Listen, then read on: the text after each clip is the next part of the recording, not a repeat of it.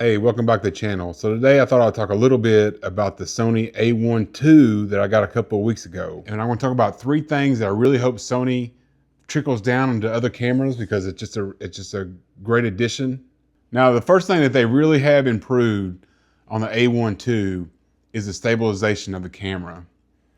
Now, I'm not saying it's Panasonic level quite yet, but we're kind of approaching that in my estimation. I'm not sure exactly how many stops of stabilization the camera has in it, but I know that when I use the camera for video, handheld, I can definitely see the difference over the past Sony cameras that I've used.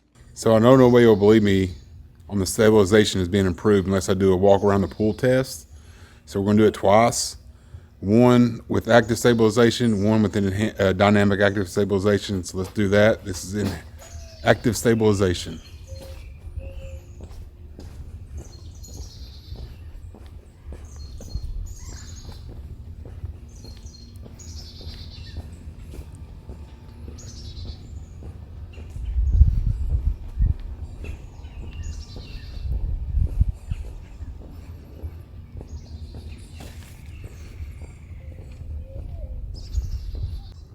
Now we'll do it with dynamic active stabilization on.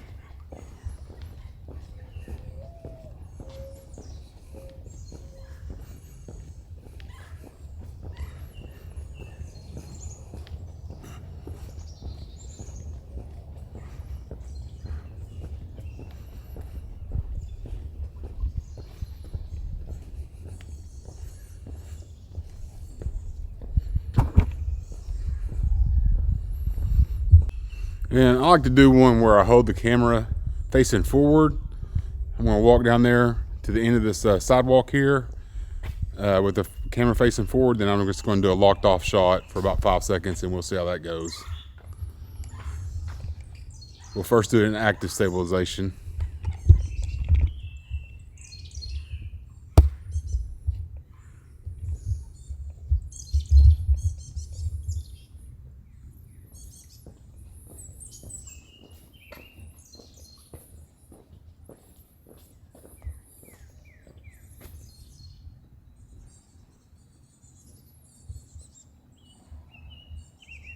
Now we'll do it in dynamic active stabilization.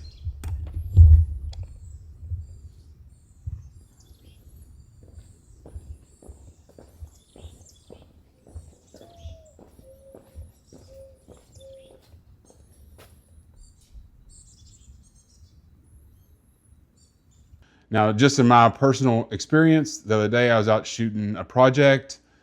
I had the A1 II handheld in dynamic active stabilization, and I had a side handle on the camera and I was holding it like this, taking shots.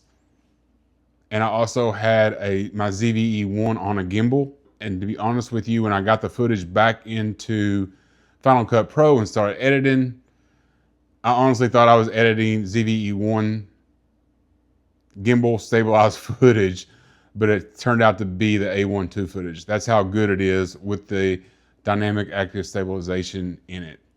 So I hope that they trickle down the stabilization from the A1 II to other cameras, and I hope they include the dynamic active stabilization in the newer cameras because it is awesome. The number two thing that I hope that they implement in the future cameras, because it's just made a huge difference for me, is pre-capture. I talked about this a lot when I was reviewing the A9 III. I know other brands have had pre-capture in them, obviously, but Sony just kind of getting there and maybe late to the game, but the feature can really change the way you shoot. People shooting sports, wildlife, even portraits to a certain degree will benefit from the pre-capture function in this camera. You never know when the perfect shot is going to happen.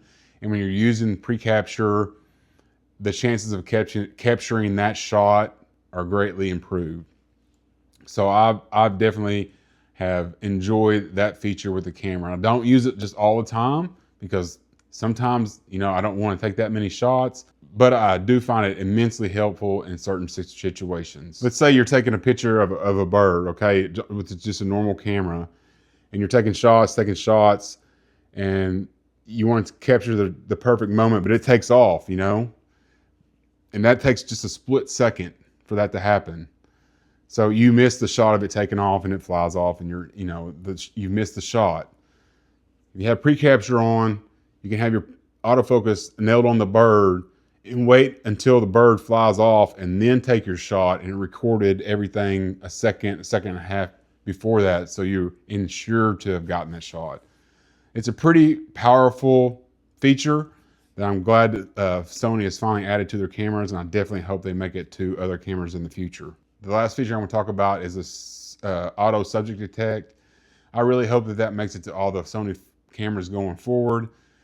It's just so much easier to use. Like, I don't know how many times I've been using like an A7R5 or the ZV-E1, then all of a sudden the focus is wonky on it, and what happened is I changed the subject detection mode by accident, and it takes me a while to kind of figure that out, you know.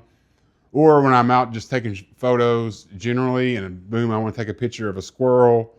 Well, I have to, get it on the animal, or then I want to take a picture of the bird. I got to go find it and change it to the bird. When you're out just taking photos of just whatever, the auto detection is there's a little bit of a lag in it, but in general, it does a great job. Now, if you're out, shooting birds specifically, you just want to change it to birds. If you're out shooting animals, you just want to change it to animals.